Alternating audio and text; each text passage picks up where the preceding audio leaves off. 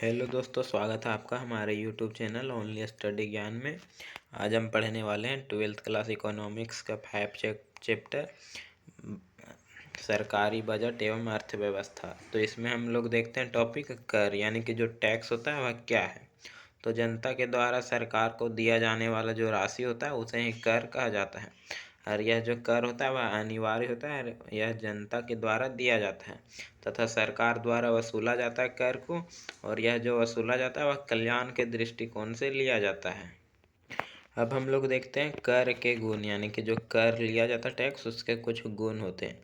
तो पहला पॉइंट है, यह लोचपूर्ण होनी चाहिए। जो कर होता है वह यह न्यायोचित होनी चाहिए, सुविधाजनक होनी चाहिए, परिवर्तनशील होनी चाहिए, समाज पर करों का भार न्यूनतम होनी चाहिए, ईमानदार तथा कुशल कर प्रशासन होनी चाहिए, मितव्ययी होनी चाहिए और एक कर प्रणाली की अपेक्षा बहु कर प्रणाली होनी चाहिए। अब हम लोग अगर कर की प्रकार की बात करें कि यानी कि जो टैक्स होता है वह कितने प्रकार के होते हैं, तो 2 प्रकार के होते हैं। पहला प्रत्यक्ष कर और दूसरा अप्रत्यक्ष कर। तो हम लोग देखते हैं प्रत्यक्ष कर क्या है, यानी कि डायरेक्ट टैक्स। तो प्रत्यक्ष कर वह कर होता है जो किसी व्यक्ति के द्वारा दिया जाता है, जिस पर वह कानूनी रूप से लगाया जाता है, उसे प्रत्यक्ष कर कहा जाता है। इस कर का भार जो होता है वह अन्य व्यक्तियों पर नहीं डाला जा सकता, यानी कि प्रत्यक्ष कर जिस पर लगाया गया है उसे ही देना पड़ेगा। जैसे कि उदाहरण की बात करें तो आय कर जो कि इनकम टैक्स होता है, संपत्ति कर यानी कि जो भूमि रखा जाता है उसके लिए भी कर देना पड़ता है। दूसरा हमारा है अप्रत्यक्ष कर, यानी कि इनडायरेक्ट टैक्स। तो अप्रत्यक्ष कर वे कर होते हैं जो लगाए तो किसी एक व्यक्ति पर जाते हैं, यानी कि अप्रत्यक्ष कर एक व्यक्ति पर लगाए जाते हैं, किंतु इनका जो आंशिक या फिर पूर्ण रूप से भुगतान है वह किसी अन्य व्यक्तियों को करना पड़ता है।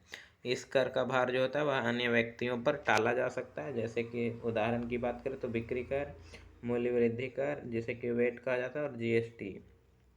यानी कि इनडायरेक्ट टैक्स जो होता है वह अप्रत्यक्ष कर, वह मान लीजिए किसी फर्म के को उत्पादन करने के लिए लगाया गया उत्पादन कर फर्म के पास, जैसे कि इनडायरेक्ट टैक्स कहा जाता है। तो वह तो कर दे देगा कुछ, मान लीजिए उस पर लगाया गया 5,000 टैक्स, तो वह 5,000 दे दिया और वह फिर टैक्स लगा देगा सभी जो वस्तु उत्पादन होने के बाद सभी पैकेट में, और वह कर देगा व्यक्ति यानी कि जनता, जिससे वह वसूल कर उससे 2 गुना 3 गुना कमा सकता है, उसे अप्रत्यक्ष कर कहा जाता है। यानी कि लगाया गया है किसी भी फर्म के ऊपर, लेकिन वह वसूल रहा है लोगों से, तो इसे ही अप्रत्यक्ष कर कह सकते हैं। जैसे कि हम लोग देखते हैं कोई भी वस्तु या सामान में जीएसटी कर लगा जाता है, जिसे कि होता है गुड एंड सर्विस टैक्स, यानी कि वस्तु एवं सेवा कर। अब हम लोग देखते हैं प्रत्यक्ष कर किन किन चीज़ों पर लगाए जाते हैं। तो इसमें पॉइंट है, प्रत्यक्ष कर के अंतर्गत केंद्र सरकार के द्वारा वसूला जाने वाला कर, यानी कि जो केंद्र सरकार प्रत्यक्ष कर वसूलती है वह कौन कौन से कर होते हैं। तो आय कर, निगम कर, व्यय कर, संपत्ति कर, पूंजी लाभ कर, लाभांश कर, ब्याज कर, उपहार कर, लाभांश वितरण कर, प्रतिभूति व्यापार कर और एस्टेट कर। यह जो है वह केंद्र सरकार के द्वारा लगाया जाता है, जो कि प्रत्यक्ष कर होता है। अब अगर बात करें राज्य सरकार के द्वारा भी कुछ प्रत्यक्ष कर वसूला जाता है, तो कौन कौन से कर होते हैं तो इसमें जो है वह है भू राजस्व कर, कृषि आय पर कर, होटल प्राप्तियों पर कर, पथ कर, व्यवसाय कर, अंचल संपत्ति पर कर और रोजगार पर कर जो लगाया जाता है वह राज्य सरकार के द्वारा लगाया जाता है। अब हम लोग देखते हैं अप्रत्यक्ष कर कहाँ कहाँ लगाया जाता है। तो केंद्र सरकार के द्वारा वसूला जाने वाला अप्रत्यक्ष कर देखें हम लोग, तो उसमें है सीमा शुल्क, यानी कि जो एक एक राज्य से दूसरे राज्य या फिर एक देश से दूसरे देश में जो जाते हैं सामान को, वहाँ सीमा शुल्क देना पड़ता है। केंद्रीय उत्पाद शुल्क, यानी कि जो कोई भी फर्म होता है वह उत्पादन करने के लिए शुल्क देता है। सेवा कर यानी कि सर्विस टैक्स, केंद्रीय बिक्री कर और केंद्रीय व्यापार कर जो होता है वह सरकार के द्वारा वसूला जाता है, जो कि अप्रत्यक्ष कर का उदाहरण। अब अगर बात करें राज्य सरकार के द्वारा वसूला जाने वाला अप्रत्यक्ष कर, तो इसमें व्यापार कर या बिक्री कर, स्टाम्प एवं पंजीयन शुल्क, राज्य उत्पादक शुल्क, डीजल एवं पेट्रोल पर बिक्री कर, वाहनों पर कर, परिवहन कर, प्रवेश कर जिसे कि चुंगी कर कहा जाता है, विज्ञापन कर यानी कि जो प्रचार किया जाता है वह विज्ञापन होता है। बिजली कर यानी कि विद्युत शुल्क, शिक्षा शुल्क और सट्टेबाजी पर कर जो लगाया जाता है वह राज्य सरकार द्वारा लगाया जाता है, जो कि अप्रत्यक्ष कर का उदाहरण है। अब हम लोग देखते हैं गैर कर क्या होता है। तो गैर कर के अंतर्गत शामिल है जो केंद्रीय गैर कर के अंतर्गत क्या क्या शामिल है, तो हम लोग देखते हैं। तो इसमें जो है वह सार्वजनिक प्रतिष्ठानों से प्राप्त निवल अंशदान, जैसे यानी कि रेलवे, डाक, आरबीआई का लाभ, वन संचार आदि वह केंद्र सरकार द्वारा गैर कर वसूला जाता है। ब्याज प्राप्तियाँ, जिसमें कि राज्यों एवं केंद्र शासित क्षेत्रों से, रेलवे से और दूरसंचार से वसूला जाता है। राजकोषीय सेवाएं, जो कि करेंसी और सिक्के होते हैं। सामान्य सेवाएं, सामाजिक एवं सामुदायिक सेवाएं, आर्थिक सेवाएं और बाह्य सहायताएं जो है वह गैर कर के अंतर्गत आते हैं, जो कि केंद्र सरकार द्वारा लिया जाता है।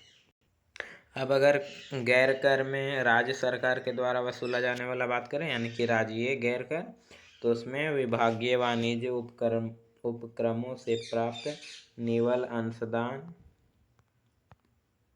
जिसमें कि वन, परिवहन सेवाएं, विद्युत परियोजना, उद्योग, खनन, सिंचाई परियोजनाएं और बहुउद्देशीय नदी परियोजनाएं को शामिल किया जाता है।